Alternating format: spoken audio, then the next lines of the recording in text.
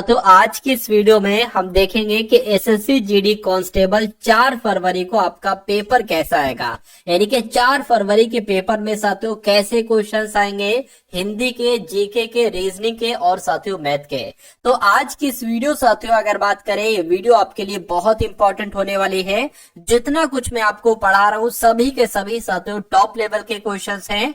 Question से आपको जो बताऊं और उससे संबंधित जानकारी जो आपको बताऊं वो आपको साथियों ध्यान रखना है, क्योंकि यहां से डायरेक्ट आपके सवाल आपके एग्जाम में साथियों बनेंगे। तो क्लास आपकी शुरू हो चुकी है। पहला सवाल आपकी स्क्रीन पर आ चुका है। पूछा जा रहा है कि जिसका उदय हाल में हुआ हो उसके लिए एक शब्द क्या होता है, बताइए। देखिए यहाँ पर एक शब्द है साथियों नवजात। नवजात की जब हम बात करते हैं साथियों, नवजात का मतलब पता क्या होता है साथियों, अभी अभी जिसका जन्म हुआ हो। क्या अगर बात करें साथियों, अभी अभी जिसका जन्म हुआ हो उसको क्या कहा जाएगा, उसको नवजात कहा जाएगा। आपसे एग्जाम में पूछा जा सकता है। अच्छा, नटराज शब्द की हम बात करते हैं तो नृत्य का राजा, क्या नृत्य के राजा को क्या कहा जाता है साथियों, नृत्य के राजा को क्या कहा जाता है, नटराज कहा जाता है। उसके अलावा अगर साथियों नवोड़ा की हम जब बात करते हैं तो नव विवाहित स्त्री, क्या नव विवाहित स्त्री की अगर बात करते हैं साथियों, नव विवाहित स्त्री की अगर बात करें तो साथियों इसको क्या कहा जाता है साथियों, नवोड़ा कहा जाता है। उसके अलावा नवोदित शब्द की अगर बात करते हैं तो जिसका उदय हाल ही में हुआ हो उसको नवोदित कहा जाता है। तो यहां से आपके साथियों 4 सवाल बन सकते हैं। उसके बाद देखिए अगला सवाल है करके दिए गए वाक्य में रेखांकित शब्दों के लिए सही शब्दों के वाले विकल्प का चयन कीजिए। यानी कि साथियों यहाँ शुद्ध गाय का दूध मिलता है। अब देखिए गाय कभी भी शुद्ध नहीं होती, गाय तो हमेशा साथियों शुद्ध रहेगी। अरे भाई दूध का मसला है यहाँ पर कि दूध शुद्ध है या दूध शुद्ध नहीं है। तो यहाँ गाय का शुद्ध दूध मिलता है ये होना चाहिए, या यहाँ पर किसी भी परिवर्तन की जरूरत नहीं। ये सही है, ये सही नहीं है। यहाँ शुद्ध दूध का गाय मिलता है ये भी गलत है। ठीक है, यहाँ शुद्ध गाय का ये भी गलत है। मैं कहूंगा सही कौन सा है, सही आपका ऑप्शन नंबर ए वाला है और यही आपका राइट आंसर है। अगला सवाल देखिए साथियों, यहाँ पर अगर बात करें दिए गए वाक्य में रेखांकित शब्द का विलोम बताएं। यानी कि सुरेश बेरहमी से सबसे पेश आता है तो बेरहमी का विलोम क्या होगा बताइए। तो बेरहमी का विलोम क्या हो जाएगा साथियों, रहमदिली हो जाएगा। इसलिए जिनका भी आंसर ऑप्शन नंबर ए है बिल्कुल करेक्ट है। अगला सवाल कह रहे कि दिए गए वाक्य में 3 विकल्प त्रुटि युक्त है जबकि एक सही है। उस सही वाले विकल्प का आपको चयन करना है। यानी कि कौन सा वाक्य बिल्कुल शुद्ध है ये आपको बताना है। यानी कि मैं तुमसे रविवार को मिलूंगा ये सही है। मैं तुमसे रविवार में मिलूंगा ये में नहीं आना चाहिए। मैं तुमसे रविवार के दिन मिलूंगा, जब वार आ गया तो गेद के दिन क्यों कह रहा हूं। मैं तुमसे रविवार के दिन मिलूंगा ये भी नहीं सही है। मैं कहूंगा सबसे शुद्ध वाक्य जो है वो ऑप्शन नंबर ए वाला है और यही आपका बिल्कुल करेक्ट आंसर हो जाएगा। अगला सवाल आपकी स्क्रीन पर, यहां पर अगर साथियों हम लोग बात करते हैं कि रेखांकित शब्द का विलोम बताइए। नश्वर का आपको बताने के विलोम क्या होता है बताइए। देखिए अगर आपसे साथियों पूछ लिया जाए कि संपन्न का विलोम क्या होगा, क्या संपन्न का विलोम साथियों क्या होता है, संपन्न का विलोम विपन्न होता है। उसके अलावा साथियों दानव का विलोम क्या हो सकता है, दानव का विलोम साथियों मानव हो सकता है। सहित की अगर बात करें, सहित का विलोम क्या होता है साथियों, तो सहित का विलोम विहित होता है। और हम नश्वर की अगर बात करें तो नश्वर का विलोम साथियों क्या होता है, अनश्वर होता है। तो ये भी साथियों जानकारी आप लोग याद रखेंगे। तो साथियों आगे कुछ ऐसे इंपॉर्टेंट चीज मैं आपको बता देता हूँ। अगर आप एसएससी जीडी 2025 में चाहते हो कि सिलेक्शन हो जाए आप सभी का जीडी मेरे दोस्त 25 के अंदर, तो आपके लिए मैंने एक प्रैक्टिस सेट यानी पेपर बनाए हैं, कुछ इंपॉर्टेंट क्वेश्चन जिसमें 1000 क्वेश्चन मेरे मित्र आपको मिलने वाले हैं जीके जीएस और 1000 क्वेश्चन उसमें होने वाले हैं मेरे दोस्त हिंदी के। यानी ये पीडीएफ आप प्राप्त कर सकते हो मात्र 49 रुपए में मेरे दोस्त। यहाँ से 70% कोर्स आपको यहीं से देखने को मिलने वाला है। तो इस पीडीएफ लेने के लिए आप मेरे को मैसेज कर सकते हो 7357, ठीक है दोस्त, 57539945, ठीक है ना मेरे बच्चे, लास्ट में 45 है, ठीक है ना, 539945। इस पर मैसेज कर देना कि 7357539945 पे मेरे को मैसेज करके मेरे मित्र ये पीडीएफ आप अपने आप ले सकते हो। यानी ये आपके सिलेक्शन के लिए मोस्ट इंपोर्टेंट पीडीएफ आपके साबित होगी। अगर आप ऐसे जीडी मेरे दोस्त 2025 में पेपर देने जा रहे हो तो इस पीडीएफ को आप एक बार जरूर क्लियर कर लेना, क्योंकि मेरे मित्र ये वो क्वेश्चन हैं जो आपके एग्जाम में बार बार पूछे गए हैं। 2000 मेरे दोस्त हम यहाँ पर देखेंगे, छोटी जानकारी एक और दे दूं मैं आपको, 2021 से लेकर 2024 तक, ठीक है ना, वो सारे क्वेश्चन इस पीडीएफ में सम्मिलित है।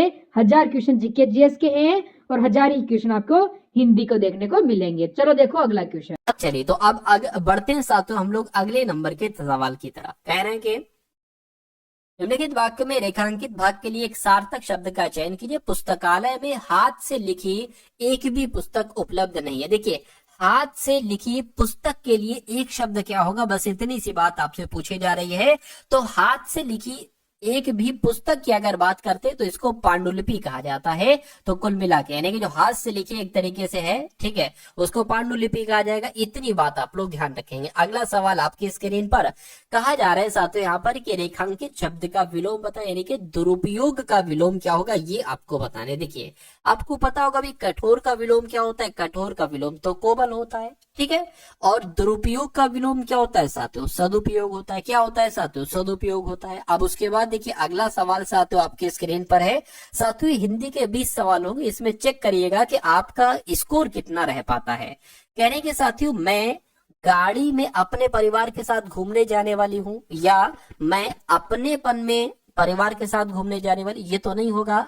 मैं कल में अपने परिवार के साथ घूमने जाने वाली, ये भी नहीं होगा। मैं दिसंबर में या मैं गाड़ी में, देखिए मैं दिसंबर आपका सही हो जाएगा। क्या मैं दिसंबर में अपने परिवार के साथ घूमने जाने वाली हूँ, ये आपका सही हो जाएगा। आंसर अगर आपका है ऑप्शन नंबर डी तो बिल्कुल करेक्ट है। अगला सवाल देखिए, कह रहे कि ईश्वर की शरण में जाना ही उद्धार प्राप्ति का एक मात्र मार्ग है। यहाँ पर देखिए जरा पूछा क्या जा रहा है, कह रहे कि उस विकल्प का चयन करिए जो कोष्ठक में, ये जो कोष्ठक में दिए गए शब्द का पर्यायवाची शब्द का सही विकल्प नहीं है। यानी कि आपको बताने कि इस शब्द का पर्यायवाची कौन सा नहीं है। उद्धार शब्द की जब हम बात करते हैं साथियों, उद्धार का मतलब होता है छुटकारा, उद्धार का मतलब होता है मुक्ति, उद्धार का मतलब होता है परित्राण, लेकिन उधम साथियों इसका मतलब नहीं होता है, ठीक है ना। तो कुल मिला के आपका राइट आंसर जो जाएगा वो ऑप्शन नंबर सी के साथ जाएगा। उसके बाद देखिए कह रहे कि अलादीन का चिराग, इसके लिए एक शब्द क्या हो सकता है, तो भाग्य खुलना नहीं, आमना सामना होना नहीं, आश्चर्यजनक वस्तु, बिल्कुल साथियों आश्चर्यजनक वस्तु को कहा जाता है कि भाई ये तो अलादीन का चिराग है। अगला देखिए यानी कि दिए गए वाक्य का वह भाग याद कीजिए जिसमें कोई त्रुटि है। यदि कोई त्रुटि नहीं है तो कोई त्रुटि नहीं वाले ऑप्शन को चुनना है। कह रहे कि विद्यार्थी शब्द दो शब्दों के योग से बना है, विद्या धन अर्थी। क्या विद्या धन अर्थी की अगर यहाँ पर बात करते हैं, अब देखिए शब्द के योग से बने ये नहीं होना चाहिए, यहाँ पर क्या होना चाहिए था साथियों, शब्दों के योग से बना है। क्या शब्दों के योग से बना है ये होना चाहिए था कुल मिला के, ठीक है ना। तो दिक्कत कहाँ पर है, दिक्कत यहाँ पर है, शब्द नहीं आना चाहिए, शब्दों के योग से बना ये होना चाहिए। उसके बाद देखिए अगला सवाल आपकी स्क्रीन पर है, कह रहे कि झांसा देना इसका मतलब क्या होता है, धोखा मिलना या धोखा होना या धोखा देना या भड़काना। देखिए झांसा देना, झांसा मिलने का मतलब हम कह सकते हैं जो धोखा मिलना, लेकिन झांसा देने का मतलब होता है साथियों धोखा देना। तो कुल मिला के सही जवाब जिनका ऑप्शन नंबर सी है बिल्कुल करेक्ट है। अगला देखिए कह रहे दिए गए वाक्य में शुद्ध वर्तनी वाले शब्द का चयन कीजिए, मतलब कौन सा शुद्ध आपको वाक्य लग रहा है ये आपसे पूछा जा रहा है। दीपक रोशनी प्रदान करता है, दीपक गलत लिखा हो। राम की तुलना में कबीर से मत करो, राम की तुलना कबीर से मत करो। ये मशीन सब कार्य करती है, औरत में बहुत शक्ति, ये वाला साथियों बिल्कुल शुद्ध वाक्य हो जाएगा और यही आपका बिल्कुल सही जवाब हो जाएगा।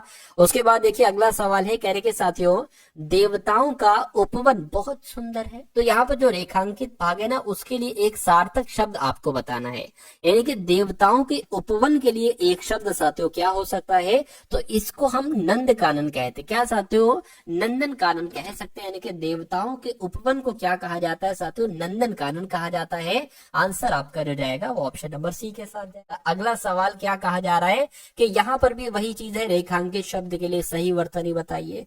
तो चौड़ी यहाँ पर साथियों कैसे लिखा जा रहा है, ऐसे लिखा जा रहा है, लेकिन चौड़ी ऐसे नहीं लिखा जाता है। कैसे लिखा जाता है साथियों, मैं अगर बात करूं तो चौड़ी कुछ ऐसे लिखा जाता है। तो कुल मिला के दिक्कत कहां पर है, दिक्कत यहाँ पर है। इसकी जगह पर क्या आना चाहिए, ये वाला शब्द आना चाहिए, तो यही आपका सही जवाब हो जाएगा। अगला देखिए यानी कि अब आपको पर्यायवाची बताने, यानी कि महिला शब्द का साथियों पर्यायवाची आपको बताने क्या हो सकता है, बताइए। चलिए, वैसे तो महिला शब्द के साथियों बहुत सारे पर्यायवाची होते हैं। जैसे कि महिला की अगर हम बात करते हैं तो महिला को नारी कहते हैं।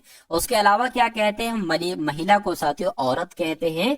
महिला को रमणी भी कहते हैं। क्या कहते हैं साथियों, महिला को रमणी भी कहते हैं और महिला को वनिता भी कहते हैं। देखिए, अगर महिला का पर्यायवाची आपसे पूछा जाएगा ना, जितना मैं आपको बता रहा हूं उसमें सही साथियों पूछा जाएगा। महिला को कांता भी कहा जाता है। क्या, कांता भी कहा जाता है। और महिला को साथियों अबला भी कहा जाता है। उसके अलावा साथियों कामिनी भी कहा जाता है। क्या, कामिनी भी कहा जाता है महिला को। तो मैं कहूंगा साथियों, क्या स्त्री मैंने यहाँ पर लिखा है, स्त्री नहीं लिखा है मैंने, कोई दिक्कत नहीं, महिला को स्त्री भी तो कहा जाता है। तो इस प्रकार आपका राइट आंसर अगर है ऑप्शन नंबर बी के साथ, तो मैं कहूंगा आंसर आपका बिल्कुल करेक्ट हो जाएगा। अच्छा, यहाँ पर पूजा शब्द की बात करते हैं। पूजा शब्द के पर्यायवाची कौन कौन से बन सकते हैं, जैसे कि उपासना कहते हैं। पूजा को क्या कहते हैं, उपासना कहते हैं। उसके अलावा कहते हैं नहीं, पूजा कर लो, अर्चना कर लो, तो पूजा कह लो, उपासना कह लो, अर्चना कह लो, एक ही चीज है। अच्छा, इबादत भी इसको कहा जाता है उर्दू में, ठीक है ना, इबादत भी कहते हैं और बंदगी भी कहते हैं कि भाई तुम किसकी बंदगी करते हो, ठीक है। तो ये सारे पूजा के पर्यायवाची हो गए, ठीक है। उसके अलावा अचल शब्द की अगर हम बात करते हैं तो इसका पर्यायवाची होता है अचल।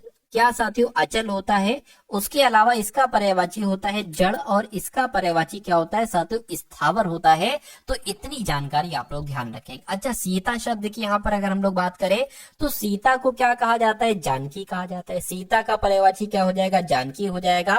उसके अलावा साथियों मैथिली हो जाएगा। क्या हो जाएगा, उसके अलावा साथियों मैथिली हो जाएगा। तो इतनी जानकारी आपको साथियों ध्यान रखना है, ये बहुत इंपॉर्टेंट है। अगला सवाल देखिए, कह रही कि जिसके हाथ में चक्र हो उसके लिए एक शब्द साथियों क्या होगा। इतनी सी बात आपसे पूछी जा रही है। अरे भाई, उसको तो हम चक्रपाणी कहेंगे। क्या, जिसके हाथ में चक्र होता है उसको साथियों क्या कहा जाता है, चक्रपाणी कहा जाता है। ये आपको मालूम होना चाहिए। अच्छा, यहाँ पर अगर बात करें चंद्रमौली किसे कहा जाता है, जिसके सिर पर चंद्रमा हो। क्या साथियों, अगर आपसे एग्जाम में पूछ लिया जाए कि जिसके सर पर, क्या जिसके सर पर साथियों क्या हो, चंद्रमा हो, क्या जिसके सर पर चंद्रमा हो उसको क्या कहा जाएगा, चंद्रमौली कहा जाएगा। ये भी आप लोग ध्यान रखेंगे। और इंदिवर शब्द की अगर बात करते हैं, नीले रंग के कमल को क्या कहा जाता है साथियों, आपको मालूम होना चाहिए। नीले रंग के कमल को क्या कहा जाता है, नीले रंग के कमल को इंदिवर कहा जाता है। ये भी आपको साथियों मालूम होना चाहिए। अच्छा, ईशान भी आपसे पूछा जाता है। तो पूरब और उत्तर, ठीक है ना, पूरब और उत्तर के बीच की दिशा को कहा जाता है। क्या कहा जाता है साथियों, पूरब, पूरब और उत्तर के, पूरब और उत्तर के बीच की जो दिशा होती है ना, पूरब और उत्तर के बीच की जो दिशा होती है ना साथियों, उसको क्या कहा जाता है, उसको ईशान कहा जाता है। चलिए अगला सवाल देखिए साथियों, आपके स्क्रीन पर है। आपसे पूछा जा रहा है कि हमें हमेशा सबकी अच्छाई देखनी चाहिए, उनके अवगुण नहीं देखना चाहिए। यानी कि साथियों तद्भव रूप का सही विकल्प कीजिए। मेरे ख्याल से ये तत्सम क्या है, 4 विकल्पों में से उस विकल्प का चयन करें जो कोष्टक में दिए गए शब्द के तद्भव रूप का सही विकल्प है। कुल मिला के ये आपको यहाँ पर बताना है। देखिए, अवगुण एक तद्भव शब्द होता है, इसका तत्सम क्या हो जाएगा, इसका तत्सम साथियों अवगुण हो जाएगा। अवगुण कौन से ऑप्शन में लिखा हुआ है, ऑप्शन नंबर डी में लिखा हुआ है। यानी कि हमें हमेशा सबकी अच्छाई देखनी चाहिए, उनके अवगुण नहीं देखना चाहिए। अगला देखिए, कहा जा रहा है साथियों ठिकाना ना रहना। क्या, ठिकाना ना रहना, इसका मतलब क्या होता है, कहीं जगह ना मिलना, सैर करना, बेचैन होना, दुनिया घूमना नहीं साथियों, कहीं जगह न मिलने को क्या कहा जाता है, ठिकाना न रहना। ये आपका बिल्कुल सही जवाब हो जाएगा। अगला सवाल आपकी स्क्रीन पर है, आपसे पूछा जा रहा है साथियों, देखिए और बहुत ध्यान से देखिएगा। यहाँ पर एक खाली जगह है। योग से मनोरंजन भी किया जा सकता है तथा भटकते मन को शांति भी प्रदान की जा सकती है, भटकते मन को प्राप्ति भी प्रदान की जा सकती है, भटकते मन को क्रांति भी प्रदान की जा सकती है, या भटकते मन को भ्रांति भी प्रदान की जा सकती है। तो यहाँ पर सबसे सटीक शब्द जो आना चाहिए वो ऑप्शन नंबर ए वाला आना चाहिए। यानी कि योग से मनोरंजन भी किया जा सकता है तथा भटकते मन को शांति भी प्रदान की जा सकती है। तो अगर आपका जवाब यहाँ पर ऑप्शन नंबर ए के साथ है तो मैं कहूंगा आंसर आपका बिल्कुल करेक्ट है। अगला सवाल आपकी स्क्रीन पर, तो अब आपके सामने साथियों जीके के क्वेश्चन यहाँ पर आ चुके हैं। इन जीके के क्वेश्चन को देखिएगा और अपनी तैयारी को साथियों चेक करिएगा। यानी कि निम्नलिखित में से वेग का एसआई मात्रक क्या होता है। देखिए, सबसे पहले आपसे सवाल पूछा जाएगा वेग कैसी राशि है, तो वेग एक सदिश राशि है। वेग एक सदिश राशि है। अगर बात करते हैं साथियों वेग का एसआई मात्रक क्या होता है, तो मीटर बटे सेकंड होता है। क्या होता है, मीटर बटे सेकंड। कहां पर लिखा हुआ है, मीटर बटे सेकंड, ऑप्शन नंबर बी में लिखा हुआ है। अगला सवाल आपकी स्क्रीन पर पूछा जा रहा है, केंद्र में तेजी से बदलती राजनीतिक स्थिति के कारण 1990 में भारत की पंचवर्षीय योजना शुरू नहीं हो सकी।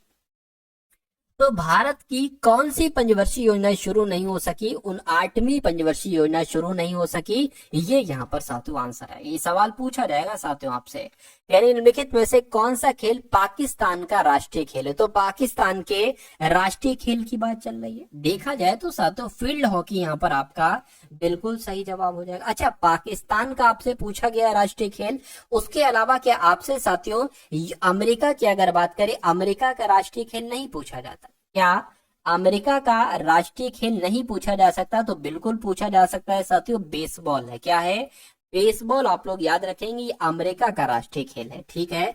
उसके अलावा अगर साथियों बात करते हैं चीन की, अगर बात करें चीन का क्या राष्ट्रीय खेल नहीं पूछा जा सकता? साथियों चीन का राष्ट्रीय खेल क्या है, टेबल टेनिस है। क्या है साथियों, टेबल टेनिस जो है ना, ये चीन का राष्ट्रीय खेल है, ये भी आप लोग याद रखेंगे। उसके अलावा अगर बात करते हैं साथियों बांग्लादेश की, क्या अगर बांग्लादेश की हम अगर बात करते हैं तो बांग्लादेश का राष्ट्रीय खेल क्या है, कबड्डी है। क्या है साथियों, कबड्डी है, तो ये भी आप लोग याद रखेंगे। चलिए भाई, अब यहाँ पर अगर बात करते हैं नेक्स्ट नंबर के सवाल की, पूछा जा रहा है कि निम्नलिखित में से कौन सा भारतीय संविधान में उल्लिखित राज्य के नीति निर्देशक सिद्धांत नहीं है। तो कौन सा नहीं है ये आपको बताना है। देखिए एक भाग में आपको बता रहा हूं साथियों, संविधान का भाग नंबर 4। इस भाग में साथियों अनुच्छेद कौन कौन से हैं? इस भाग में अनुच्छेद जो है ना, अनुच्छेद 36 से लेकर साथियों 51 है।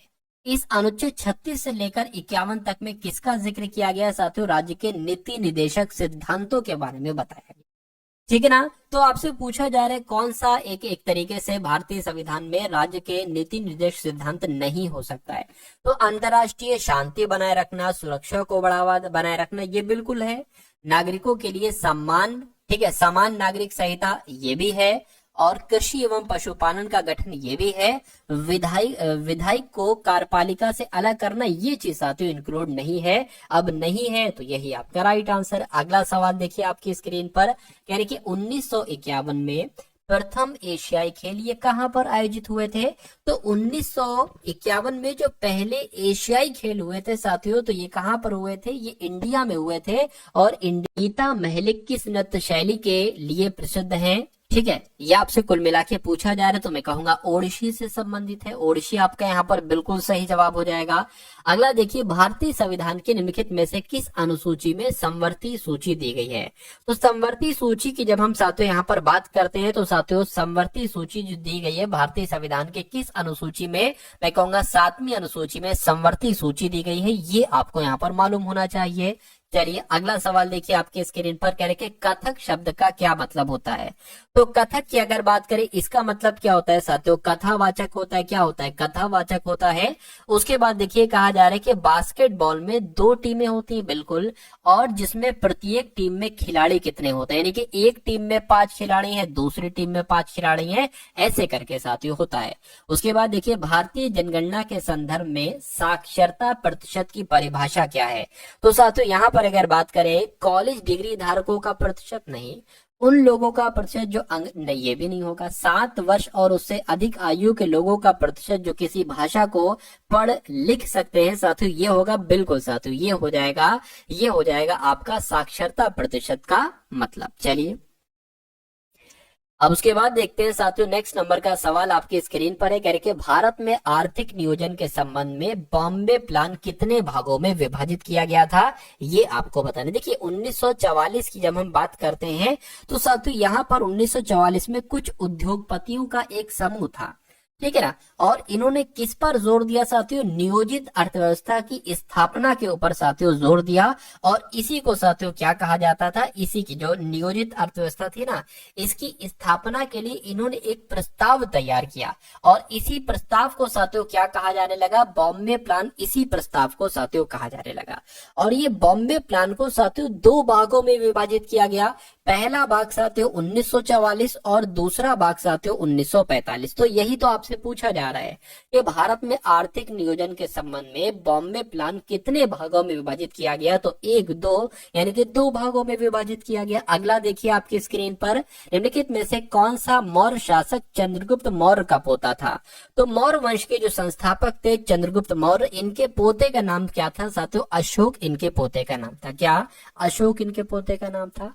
हॉर्नबिल फेस्टिवल कह लो या पर्व कह लो, ये कहां पर साथियों मनाया जाता है? तो ये 1 दिसंबर से लेकर 10 दिसंबर तक साथियों नागालैंड में मनाया जाता है। कहां पर? नागालैंड में मनाया जाता है। उसके बाद देखिए जलियांवाला बाग हत्याकांड परिणाम स्वरूप हुआ, किसके परिणाम स्वरूप हुआ बताइए? जो 1919 में साथियों रॉलेट एक्ट हुआ था, इसके परिणाम स्वरूप हुआ। आंसर आपका ऑप्शन नंबर सी हो जाएगा। जब राज्यसभा के सभापति का पद रिक्त हो जाए तो उसके कर्तव्यों का पालन निम्नलिखित में से किसके द्वारा किया जाएगा? तो किसके द्वारा किया जाएगा? राज्यसभा के उपाध्यक्ष के द्वारा किया जाएगा। अगला सवाल देखिए, भारत में 11वीं पंचवर्षीय योजना की समय अवधि क्या थी? तो भारत में 11वीं पंचवर्षीय योजना की समय अवधि 2007 से 2012 थी। अगला देखिए कह रहे कि बैंकिंग विनियमन अधिनियम कब पारित किया गया? तो ये तो 1949 में पारित किया गया। कब पारित किया गया? 1949 में पारित किया गया। कह रहे कि आगा खान कप निम्नलिखित में से किससे संबंध, यानी कि आगा खान कप किस खेल में दिया जाता है, ये आपको यहाँ पर बताना है। देखिए अगर आपसे पूछा जाए हॉकी का पहला जो क्लब को संगठित किया गया, ये कब संगठित किया गया? ये 1861 में संगठित किया गया। हॉकी की एक सबसे बड़ी संस्था है जिसका नाम है अंतर्राष्ट्रीय हॉकी महासंघ।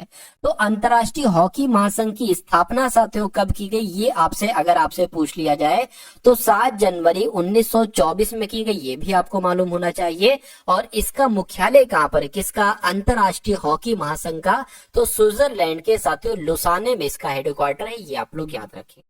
खैर आगा खान कप की अगर बात करते हैं तो ये तो हॉकी के खेल में दिया जाता है, हॉकी के खेल में। अगला देखिए, भारत में किस धर्म की जनसंख्या बहुसंख्यक है? अल्पसंख्यक नहीं, मतलब जैन सबसे ज्यादा है, हिंदू, मुस्लिम, ईसाई। तो मैं कहूंगा तकरीबन 80% के आसपास मोटा मोटी तौर पर आप लोग याद रख सकते हैं हिंदूज है। तो कुल मिला के आंसर आपका ऑप्शन नंबर बी हो जाएगा। अब उसके बाद देखिए साथियों, यहाँ से आपके सामने अब कई सारे क्वेश्चंस होंगे रीजनिंग के, और ये सभी के सभी साथियों रीजनिंग के मैंने वो सवाल लिए हैं जो आप अपने एग्जाम में साथियों देख सकते हैं। तो अपने एग्जाम से पहले पहले साथियों इन सभी सवालों को आप चेक कर लीजिए, देख लीजिए कितना स्कोर आपका आता है।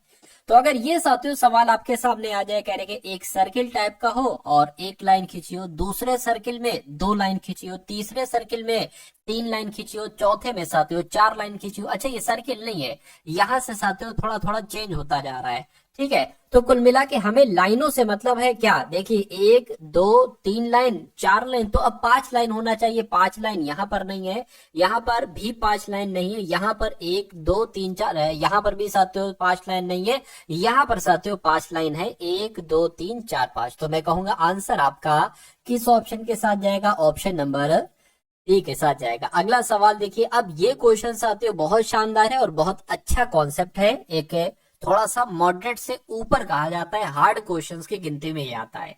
यानी कि 6 मित्र हैं P Q R S T U, एक वर्ताकार मेज के चारों ओर केंद्र से बाहर की ओर मुख करके बैठे हैं। तो साथियों एक वर्ताकार क्या है? मेज है, और कितने लोग हैं? 6 लोग हैं। तो 1 2 3 4 5 और 6 लोग हो गए। यानी कि सभी का मुख किधर है साथियों? केंद्र से बाहर की तरफ है। किधर है? केंद्र से बाहर की तरफ सभी का मुंह है, ठीक है। कहने के पी क्यू के ठीक दाईं ओर बैठा है, तो ये हमें समझ में लाइन आ रही है। हम इसको साथियों सॉल्व कर लेते हैं। पी को हम कहीं भी आप बैठा दीजिए, मान लीजिए पी यहाँ पर, यानी कि क्यू के ठीक दाएं ओर बैठी है। तो क्यू की अगर बात करें, क्यू हमें यहाँ पर बनाना पड़ेगा, तभी तो साथियों क्यू के ठीक दाएं ओर पी बैठ पाएगी, ठीक है। ये लाइन हो गई। उसके बाद कह रहे कि आर और एस के ठीक बीच में यू बैठा है, यानी कि अगर हम मान लीजिए अगर हम आर यहाँ पर बनाए, ठीक है, और एस हमें यहाँ पर बनाना होगा। आर और एस के बीच में साथियों क्या लिखा हुआ है? आर और एस के बीच में ठीक यू बैठा है, तो यू साथियों यहाँ पर बैठ जाएगा, ठीक है ना।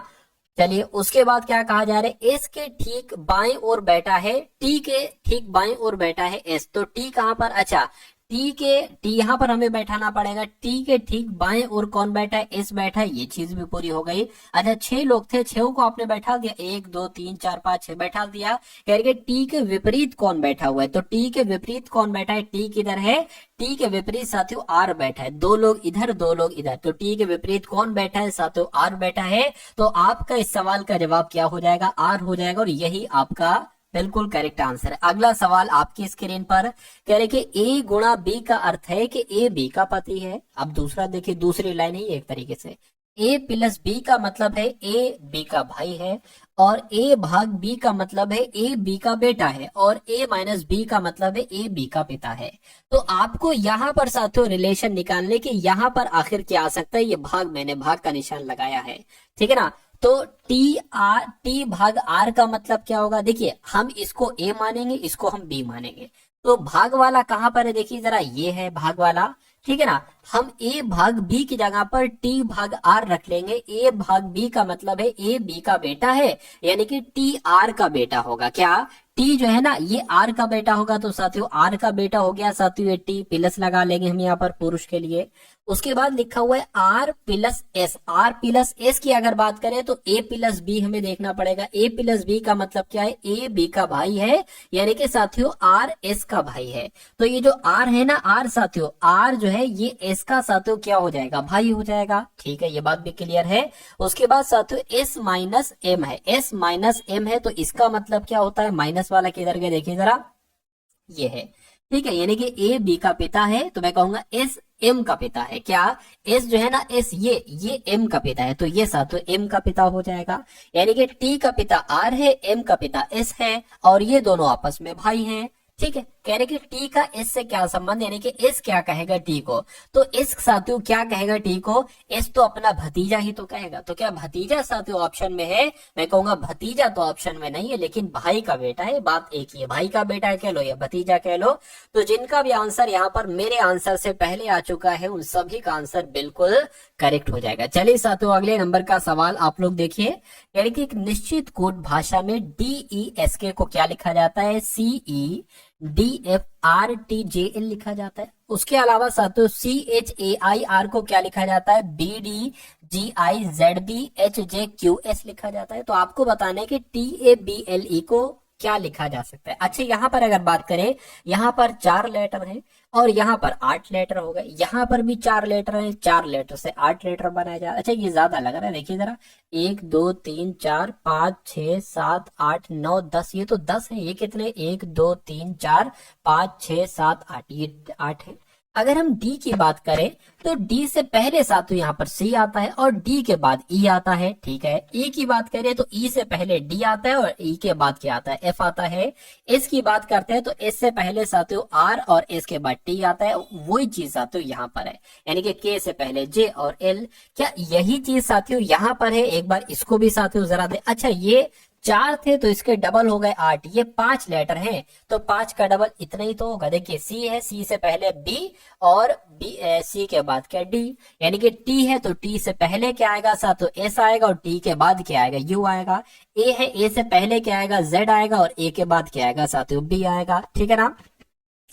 उसके अलावा बी है, बी से पहले क्या आएगा ए आएगा और बाद क्या आएगा सी आएगा। एल की बात करें तो एल से पहले साथियों के आएगा और बाद में एम आएगा। ई से पहले डी आएगा और बाद में क्या आएगा एफ आएगा। तो आपको देखना है कि ये कौन से ऑप्शन में साथियों लिखा हुआ है, SUZBA, ठीक है, तो ये तो गलत हो गया। SUZBA, ठीक है, BAM ये भी नहीं होगा, SUZBA और CKMDF ये वाला आपका बिल्कुल सही और बिल्कुल सटीक जवाब हो जाता है भाई। बहुत बढ़िया, वेरी गुड क्लास। साथियों वीडियो को आप लोग लाइक कर दिया करें क्योंकि इतनी मेहनत के साथ में वीडियो बनाता हूँ और बिल्कुल ये फ्री कंटेंट आपको दिया जा रहा है, 1 रुपया भी साथियों उसके लिए नहीं लिया जा रहा है, लेकिन इसको तैयार करने में, पीपीटी को टाइप करवाने में, इसको पूरी तरीके से बनवाने में कुछ मेहनत लगती है। तो उस मेहनत के लिए साथियों एक लाइक कर दिया करो। तो इस वीडियो को साथियों तुरंत आप लोग लाइक कर दीजिए अभी। कह रहे कि कुछ नमकीन, क्या लिखा हुआ है साथियों, कुछ नमकीन पिज्जा है, कोई पिज्जा बिस्किट नहीं है। अब निष्कर्ष है उसके बाद, तो हम यहाँ पर साथियों बना लेते हैं, क्या दिक्कत है। क्या साथियों ये क्या हो जाएंगी, ये आपकी नमकीन नमकीन हो जाएंगे। क्या कहा गया है, कह रहे कि कुछ नमकीन पिज्जा है, तो मैं कह सकता हूँ इतनी नमकीन क्या हो गई, इतनी नमकीन साथियों पिज्जा हो गई, इतनी नमकीन क्या हो गई, पिज्जा हो गई। और उसके बाद कह रहे कि कोई पिज्जा बिस्किट नहीं। ये जो कोई पिज्जा है ना, कोई पिज्जा क्या नहीं है साथियों, कोई पिज्जा बिस्किट नहीं है। कोई पिज्जा क्या नहीं है साथियों, कोई पिज्जा बिस्किट नहीं है। अब निष्कर्ष को पढ़िए और बताइए कौन सा निष्कर्ष सही है कौन सा गलत। 3 निष्कर्ष दिए गए यहाँ पर, यानी कि कोई बिस्किट नमकीन नहीं है, कोई बिस्किट नमकीन नहीं। देखिए हमें जानकारी जो दी गई है, हमें जानकारी ये दी गई है कि कोई पिज्जा बिस्किट नहीं है। तो अगर निष्कर्ष ये आता कि कोई पिज्जा बिस्किट नहीं है तो हम सही कह देते, या अगर निष्कर्ष ये आता है कि कोई बिस्किट पिज्जा नहीं है तो हम सही कह देते। लेकिन हमें कथन में ये जानकारी नहीं दी गई है नमकीन और बिस्किट की, और यहाँ पर यह कहा जा रहा है कि कोई बिस्किट नमकीन नहीं है। तो जब हमें कोई जानकारी नहीं दी जाती है तो उसको हम गलत कर देते हैं, ये गलत हो गया।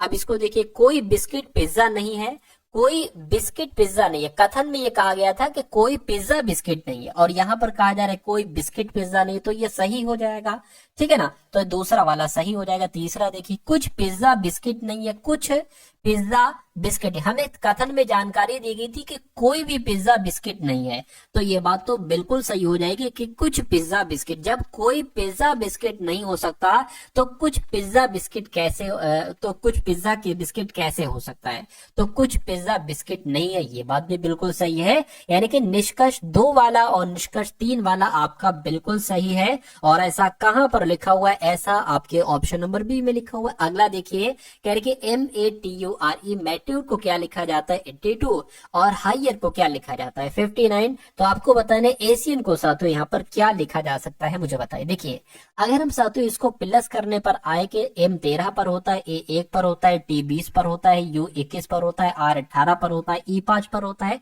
अगर हम इनका टोटल करें तो देखिए क्या 82 आएगा या नहीं आएगा। देखिए 18 5 आपका कितना हो जाएगा 23, 23 और 1 कितना हो जाएगा 24, 24 और 20 जोड़ लीजिए, 24 कितना हो जाएगा 34 और 44 हो जाएगा, 44 और 20 कितना हो जाएगा, ठीक है ना 64 हो जाएगा, 64 1 आपका 65 हो जाएगा, ठीक है ना। 65 और 3 कितना हो जाएगा 68, और 68 और साथियों कितना हो जाएगा 10 78 हो जाएगा। यानी कि कुल मिला के यहाँ पर तो 78 आ रहा है, लेकिन ये कितना है, ये साथियों 82 है।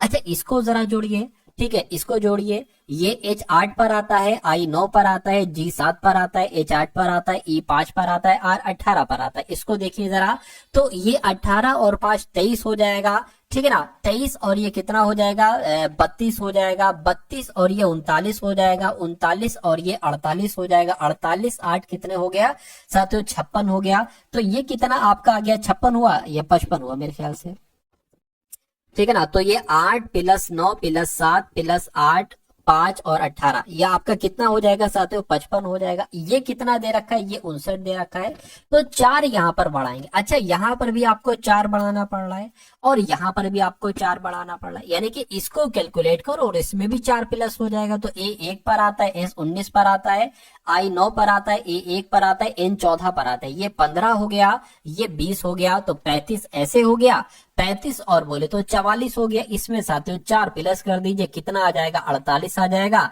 और 48 के आंसर में लिखा हुआ है, बिल्कुल लिखा हुआ है ऑप्शन नंबर बी वाले में लिखा हुआ है, और यही आपका क्या होगा, यही आपका बिल्कुल सही जवाब हो जाएगा। उसके बाद देखिए नेक्स्ट नंबर का सवाल आपके स्क्रीन पर है। क्या कहा जा रहा है, देखिए सबसे पहले ये आकृति है, इस आकृति इससे ये आकृति बनाई गई, और फिर इससे ये वाली, और फिर ये वाली। तो आपको बताने कि यहाँ पर कौन सी आकृति बनाई जा सकती है। देखिए यहाँ पर एक रेक्टेंगल टाइप का साथियों एक चीज है, ठीक है ना। अगले में रेक्टेंगल टाइप की तो चीज है एक, लेकिन एक लाइन यहाँ पर खींच दी गई है। उसके बाद साथियों क्या किया गया है, ये तो है लेकिन एक लाइन और बढ़ा दी गई है। उसके बाद साथियों यहाँ पर क्या कर दिया गया, ये चीज तो थी लेकिन एक और लाइन ऐसे करके कर दी गई है। तो अब साथियों अगर बात करते हैं, यहाँ पर अगर बात करें तो आपके अनुसार साथियों क्या आना चाहिए। मेरा मानना है कि ये चीज ऐसे तो आएगी, ये चीज ऐसे भी आएगी, एक लाइन और हल्के से यहाँ पर खींच दी जाएगी। तो ये हल्के से लाइन जो मैंने खींची क्या वो यहाँ पर है, यहाँ पर तो पूरा बना दिया गया, 1 2 कर दिया गया, यहाँ पर भी नहीं है, यहाँ पर भी नहीं, ये पूरा बंद कर दिया गया, यहाँ पर साथियों ऐसा है। तो ये आपका क्या होगा, ये आपका बिल्कुल सही जवाब हो जाएगा। अगला सवाल आपकी स्क्रीन पर कहने के 5 - 3 है। ये कौन सा सवाल है साथियों, सिंप्लीफिकेशन का ये सवाल है। क्या कहा जा रहा है, दिए गए विकल्पों में से किन दो संख्याओं को आपस में बदलने पर निम्नलिखित समीकरण सही हो जाएगा, यानी कि 5-3 गुणा 0 प्लस 1 बराबर 2। अगर हम 5 और 3 की जगह बदल दे, 5 2 की जगह बदल दे, 1 3 की जगह बदल दे, 2 0 की जगह बदल दे, यानी कि 2 की जगह 0 0 की जगह, तो अगर हम इसको नीचे से ऐसे क्वेश्चन में जब आपको ऑप्शन से करना होगा ना, तो आप डी वाले से चला करो, उम्मीद है कि आपको आंसर जल्दी मिल जाएगा।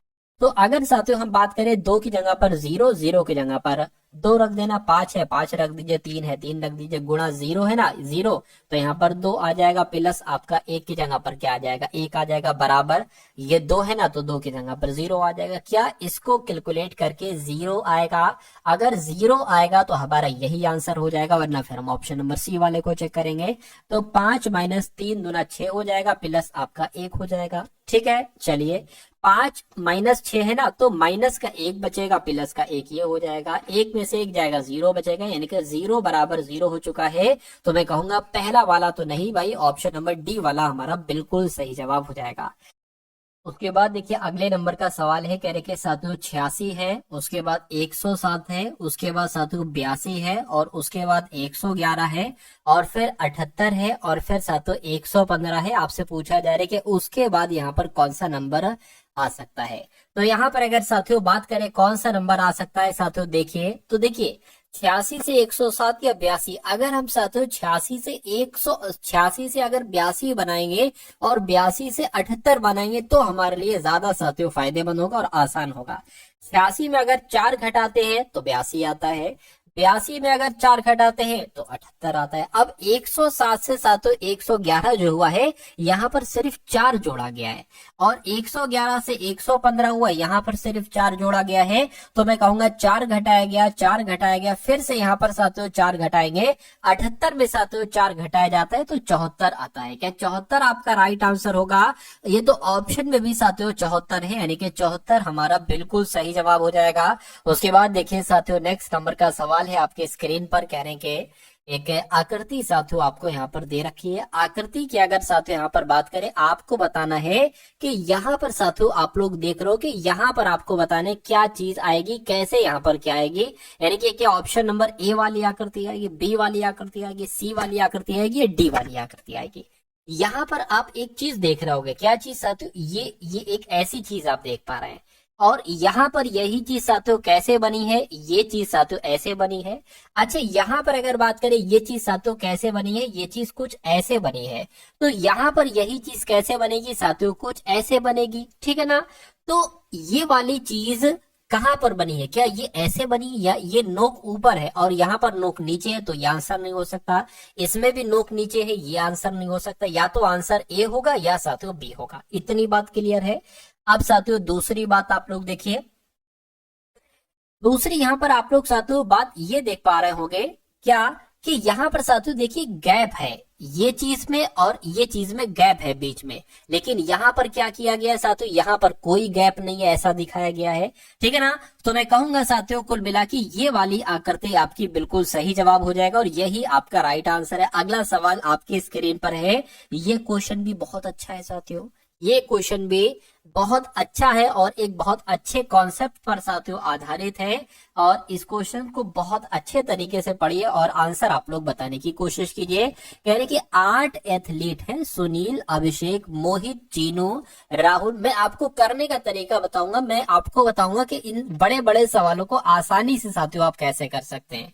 तो 8 एथलीट हैं, सुनील, अभिषेक, मोहित, चीनू, राहुल, तनु, कोयल, अंकित एक वृत्ताकार मेज के चारों ओर केंद्र से बाहर की ओर मुख करके बैठे हैं, यानी कि साथियों 8 लोग हैं इस मेज पर, 1 2 3 4 और एक 5 6 7 और एक साथियों 8। ठीक है ना, कह रहे कि केंद्र से बाहर के इन सभी का मुख है, इन सभी का साथियों जो मुख बताया गया है वो केंद्र से बाहर की ओर बताया गया है। ठीक है, परंतु जरूरी नहीं इसी क्रम में, यानी कि जो ये क्रम दे रखा है जरूरी नहीं ये इसी क्रम में बैठे। तो यहाँ तक तो सवाल हो गया, अब सवाल यहाँ से आपका आरंभ है। कह रहे कि कोयल राहुल के बाईं ओर तीसरे स्थान पर बैठी है, तनु चीनू के दाईं ओर तीसरे स्थान पर बैठी है, मोहित सुनील के दाईं ओर से दूसरे स्थान पर बैठा है और अभिषेक चीनू के बाईं ओर से दूसरे स्थान पर बैठा है। तनु सुनील के बाईं ओर से दूसरे स्थान पर, तो कोयल के बाईं ओर दूसरे स्थान पर कौन है? देखिए, हम सबसे पहले, हमारे पास ये शर्त है कि हम सबसे पहले कौन सी लाइन सॉल्व करें,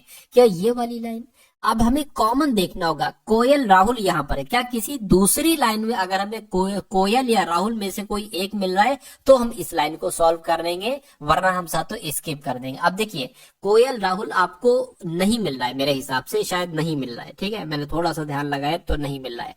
चलिए, तो अगर हम साथों इस पर आ जाए, क्या तनु जो है ना चीनू के दाईं ओर तीसरे स्थान पर बैठा है, तो देखिए तनु और चीनू के कहीं और पर लिखा हुआ, यहाँ पर लिखा हुआ चीनू, यानी कि हमें चीनू क्या मिल गई साथियों, हमें चीनू साथियों कॉमन मिल गई। अब देखिए इसको, लाइन को सॉल्व कीजिए, चीनू के दाईं ओर तीसरे स्थान पर तनु बैठी है, तो मान लीजिए साथियों चीनू की अगर बात करें कहां पर बैठा ले, चीनू मान लीजिए साथियों अगर हम यहाँ पर बैठा लेते हैं, तो कह रही कि चीनू के दाईं ओर तीसरे स्थान पर कौन बैठी है? तनु बैठी, यानी कि तनु 1 2 3 तनु साथियों यहाँ पर बैठेंगे, ये बात क्लियर है। अब चीनू आपको कॉमन मिल गए, कह रहे कि चीनू के बाईं ओर दूसरे स्थान पर अभिषेक बैठा है, यानी कि 1 2, यानी कि अभिषेक साथियों यहाँ पर बैठा है, ठीक है। तो ये फायदा होता है कॉमन लेने से। अब उसके बाद देखिए, कह रहे कि तनु जो है ना, तनु ये सुनील के बाईं ओर से दूसरे स्थान पर है, यानी कि सुनील साथियों कहां पर बनेगा? सुनील की बात करें, सुनील यहीं पर ही तो बनेगा, तभी तो साथियों सुनील के दूसरे बाईं ओर तनु बैठ पाएगी। ये बात भी हो गई, ये काम भी हो गया। अब और देखिए साथियों, और क्या बचा है, ये लाइन हो गई, ठीक है। कोयल के, अच्छा कोयल के बाईं ओर दूसरे स्थान पर आपसे पूछी जा रही। अब एक बार सवाल फिर से पढ़िए आप, क्या सवाल साथियों आप फिर से पढ़िए, कह रही कि कोयल राहुल के बाईं ओर तीसरे स्थान पर बैठी है, चीनू के दाईं ओर, चीनू के दाईं ओर साथियों दूसरे स्थान पर कौन है? सॉरी, तीसरे स्थान पर तनु है, ये वाली लाइन हो चुकी है। मोहित सुनील के दाईं ओर दूसरे स्थान पर है, सुनील के दाईं ओर दूसरे स्थान पर, यानी कि 1 2, यहाँ पर कौन बैठ जाएगा साथियों? यहाँ पर मोहित जी बैठ जाएंगे, मोहित जी बैठ गए। अब उसके बाद कहा गया था कोयल राहुल के बाईं ओर दूसरे स्थान पर बैठा है, तो अगर हम साथियों क्या कोयल को मजबूरन हमें साथियों कोयल को यहीं पर बैठाना पड़ेगा, क्योंकि कोयल के, ठीक है, कोयल जो है ना ये राहुल के बाईं ओर, तो साथियों राहुल, क्योंकि राहुल को यहाँ पर मजबूरन में बैठाना पड़ेगा, राहुल के बाईं ओर दूसरे स्थान पर कोयल बैठी है। अब यहाँ पर एक बंदा बचा है, कौन बचा है साथियों? अंकित बचा है, तो मैं कहूंगा अंकित जी यहाँ पर बैठ जाएंगे। 8 थे, 8 आपने बैठा दिए।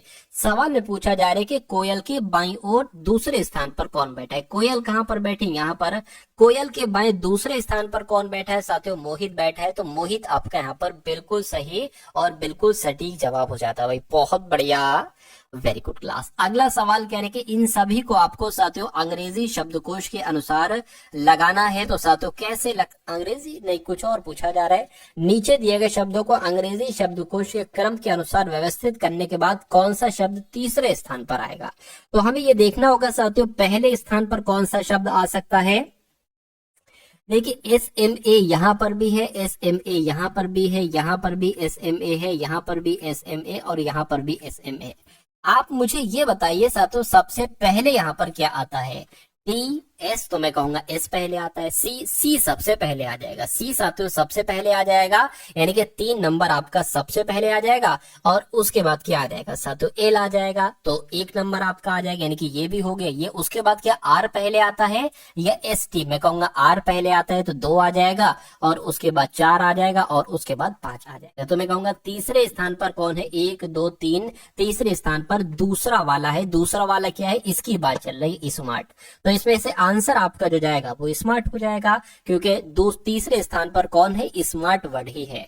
अगले नंबर का सवाल आपकी स्क्रीन पर देखिए करके, RPD को हम लोगों ने क्या लिखा है? WUL लिखा है। तो आपको बताना है कुल मिला के यहाँ पर जो रूल लगा हुआ है, यहाँ पर जो लॉजिक लगा हुआ है, वो आपको बताना है साथियों कौन से ऑप्शन में साथियों लगा हुआ। पहले हमें पहचानने दीजिए कि आखिर इसमें लॉजिक लगा कौन सा है। लॉजिक लगा साथियों इसमें कौन सा है? देखिए ये R है, ये R 18 पर होता है, P 16 पर होता है, D 4 पर होता है, W 23 पर होता है, U 21 पर होता है, L 12 पर होता है। 18 से 23 हुआ, मैं कहूंगा 5 बड़ा है, ठीक है। 16 से 21 हुआ, मैं कहूंगा 5 बड़ा है। 4 से 12 हुआ, अब यहाँ पर तो साथियों को ज्यादा ही बढ़ गया क्या?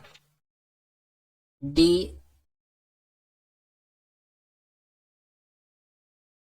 चलिए कोई दिक्कत नहीं है।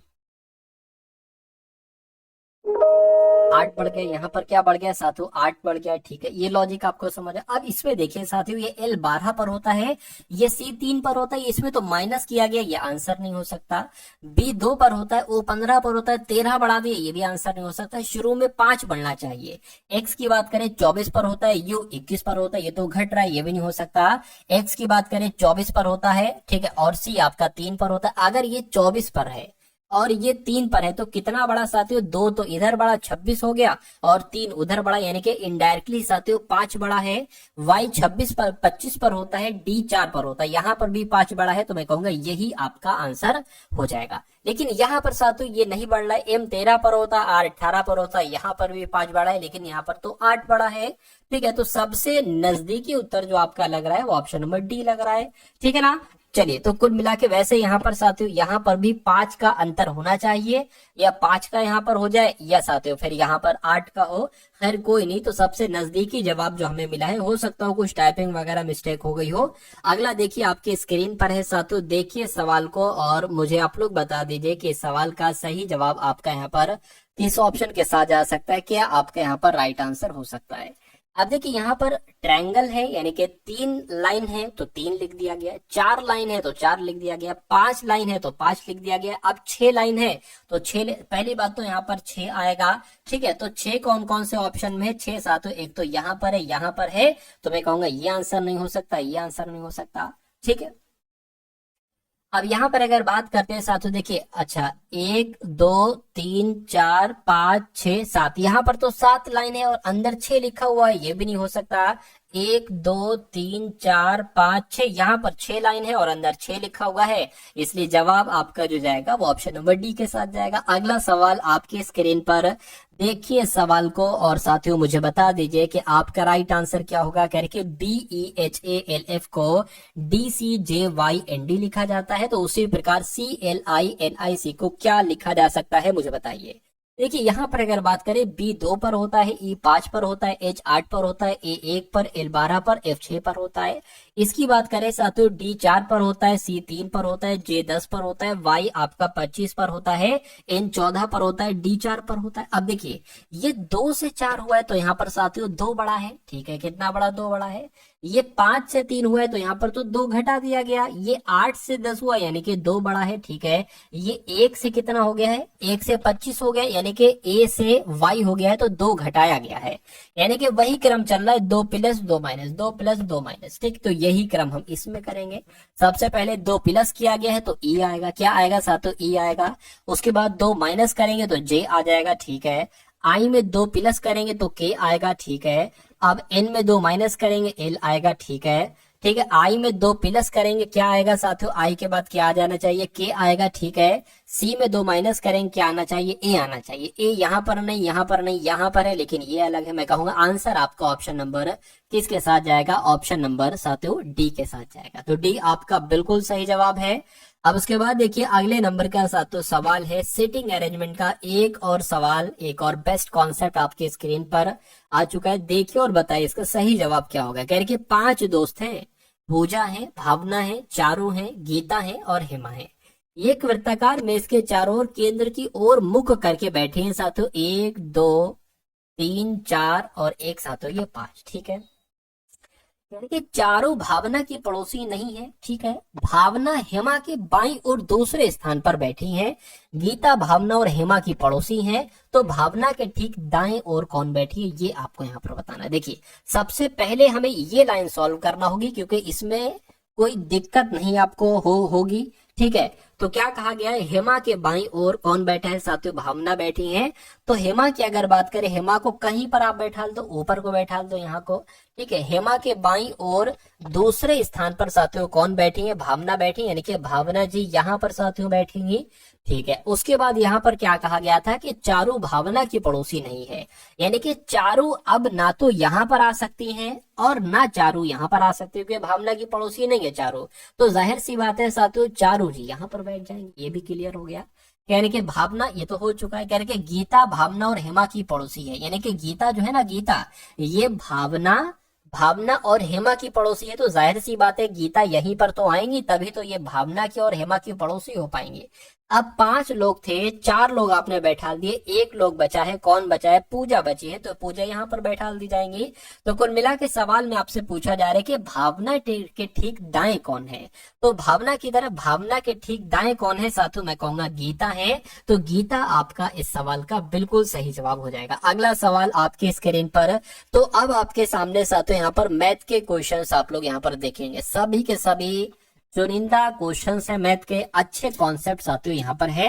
चलिए, तो कुछ नहीं है, बहुत कम क्वेश्चन है साथियों। ये देखिए, यानी कि एक वस्तु 20% की छूट पर बेची जाती है। ठीक है, एक वस्तु 20% की छूट पर बेची जाती है। वस्तु के अंकित मूल्य और विक्रय मूल्य का अनुपात क्या है? अब देखिए, यहां पर अगर बात करें, एक वस्तु 20% की छूट पर बेची जाती है, तो मैं कहूंगा साथियों, ठीक है, तो कह रहे हैं कि अंकित मूल्य और विक्रय मूल्य क्या है। मान लीजिए उस वस्तु का अंकित मूल्य 100 है। अब इस अंकित मूल्य के 20% छूट पर बेची जाएगी, तो जाहिर सी बात है वो 80 में बेची जाएगी। 20% की छूट हमने यहाँ पर की है। ये अंकित मूल्य है, ये विक्रय मूल्य है। इतने में थी, अंकित था, इतने में बेची गई है। तो इसका ही तो आपसे अनुपात पूछा जा रहा है। तो इसको कट कर ली, 0 से 0, 2 से 2 पंजे 10 हो जाएगा, 2 चौक 8 हो जाएगा। तो ये साथियों क्या हो जाएगा? ये आपका वस्तु का अंकित मूल्य अगर 5 है तो विक्रय मूल्य क्या है? 4 है, जब 20% की छूट दी जाती है।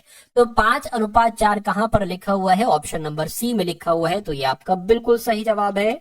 अगला सवाल देखिए, करके उस त्रिभुज की ऊंचाई ज्ञात कीजिए जहां उस ऊंचाई के संगत आधार आधा है। यानी कि ऊंचाई तो ऊंचाई है, लेकिन साथियों जो आधार एक तरीके से है ना, ठीक है ना, ऊंचाई के संगत आधार जो है ना, वो साथियों आधा है। और क्षेत्रफल 144 सेंटीमीटर है। तो कुल मिला के अगर हम जब बात करते हैं साथियों, देखिए ऊंचाई की अगर बात करते हैं ना, ऊंचाई कहां पर लिखा हुआ है? हाँ, ये ऊंचाई साथियों हमने h मान ली, कोई दिक्कत नहीं। आधार की अगर बात करें तो आधार ये क्या है? आधार साथियों ऊंचाई का आधा है ना, तो ऊंचाई का आधा ये मान लेते हैं, यानी कि h/2 मान लेते हैं। ठीक है, अब अगर बात करते हैं साथियों त्रिभुज के क्षेत्रफल की, किसकी बात करते हैं यहाँ पर? अगर हम बात करते हैं साथियों त्रिभुज के क्षेत्रफल की बात करें, तो क्या सूत्र आपको याद है? 1/2 गुणा आधार गुणा ऊंचाई। क्या साथियों? आधार गुणा क्या हो जाएगा साथियों? ऊंचाई हो जाएगा। तो 1/2 ये आ गया। आधार कितना है?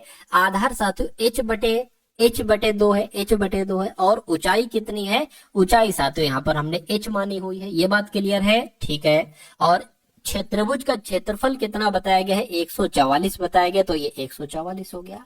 अब ये 2 गुणा 2 नीचे है ना, बराबर लगे, क्रॉस मल्टीप्लाई, यानी कि 144 से गुणा हो जाएगी। 2 गुणा 2 बराबर, इधर क्या बचेगा? h गुणा h बचेगा, h गुणा h बच गया। ये बात भी क्लियर है। यानी कि इधर की अगर बात करें साथियों, ये h स्क्वायर हो जाएगा, बिल्कुल हो जाएगा। ये 144 गुणा 2 गुणा 2 हो जाएगा। अब एक काम करिए, कभी भी अगर आप देखो कि कोई लेटर यहाँ पर उसके ऊपर स्क्वायर हो, तो कहने का मतलब है कि ये नंबर किसी ना किसी संख्या का स्क्वायर होगा। अब इसकी अगर बात करें तो ये 12 का स्क्वायर है। ठीक है, ये 2 बार 2 लिखा है, तो यहाँ पर 1 आ जाएगा, और बराबर में क्या आ जाएगा? h स्क्वायर की जगह पर h आ जाएगा। तो h बराबर क्या निकलेगा साथियों? 24 सेंटीमीटर निकलेगा। यानी कि ऊंचाई कितनी है साथियों? 24 सेंटीमीटर है। तो 24 सेंटीमीटर आपका बिल्कुल सही और सटीक जवाब हो जाएगा। अगला सवाल है साथियों आपकी स्क्रीन पर। यहाँ पर अगर हम लोग बात करते हैं कि इस सवाल का जवाब आपका कैसे क्या हो सकता है, आप लोगों को यहाँ पर बताना है। देखिए 1495 भाग 23 और प्लस 44 गुणा 9 माइनस 21 भाग 3 है। तो इसको कैलकुलेट करके बताइए आंसर आपका क्या है। देखिए सबसे पहले भाग है, तो इसको एक काम करें साथियों, सॉल्व कर लें।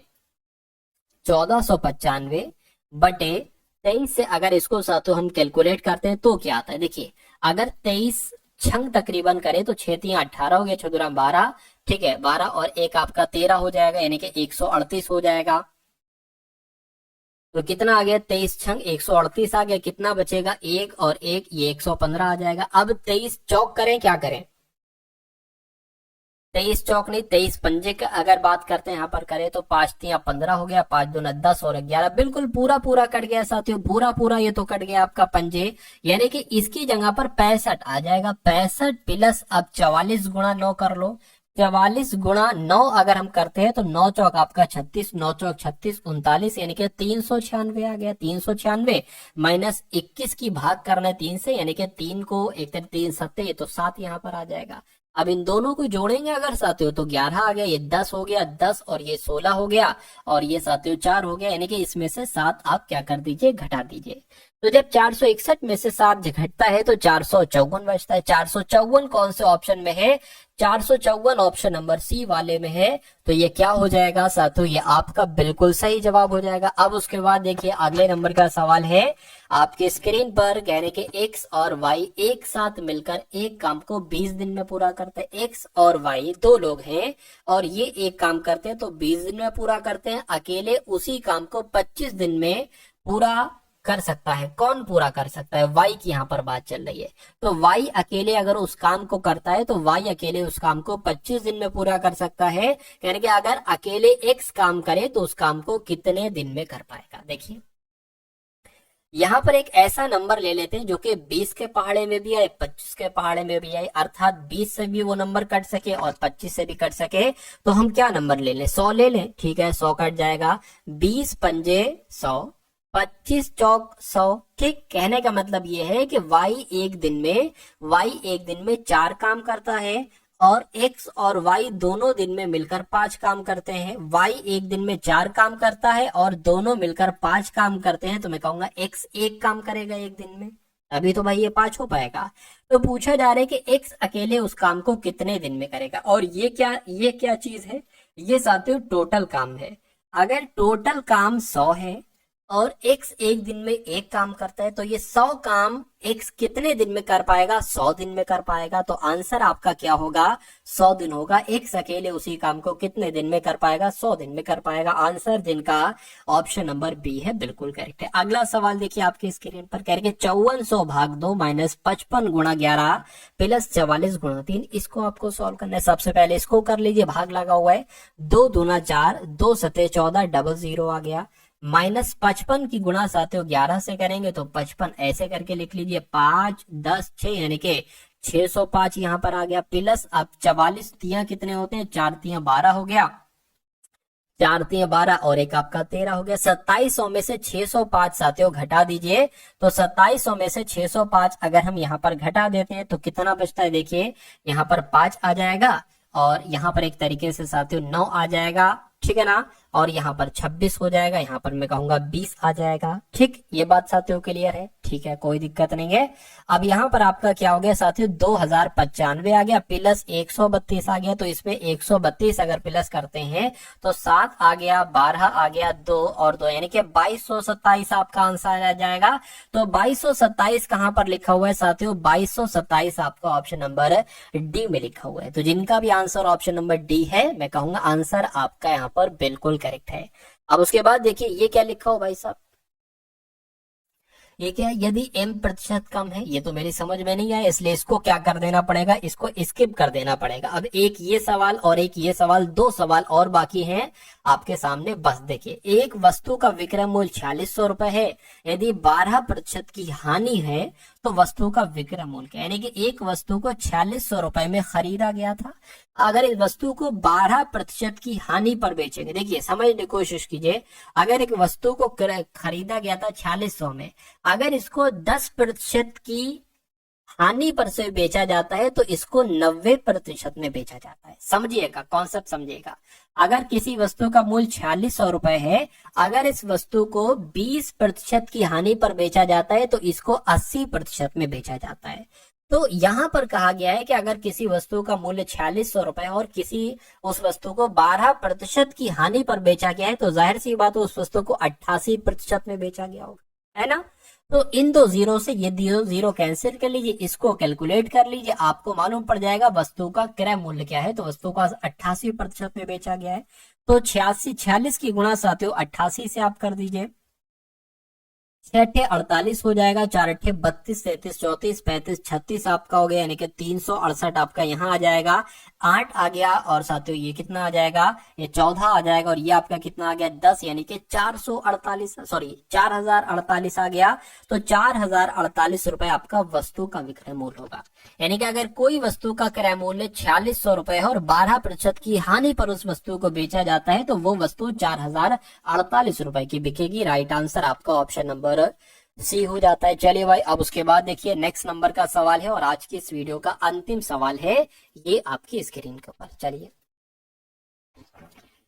कह रहे हैं साथियों 12 खिलाड़ियों और उनके कोच की औसत आयु 32 वर्ष है, यानी कि कुल मिला के 13 लोग हैं।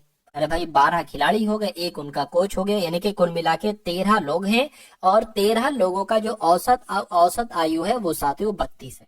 अगर मैं आपसे पूछूं कि कुल मिला के 13 लोगों की कुल आयु का योग कितना होगा, 13 की गुणा आपको 32 से कराना पड़ेगी। ठीक है, ये भी हम लोग कर लेते हैं साथियों। 3 दूना 6, 3 तिया 9, और यहाँ पर 32 आ जाएगा, 6 आ गया, 11 आ गया, 4, यानी कि 416 साथियों यहाँ पर आ जाएगा।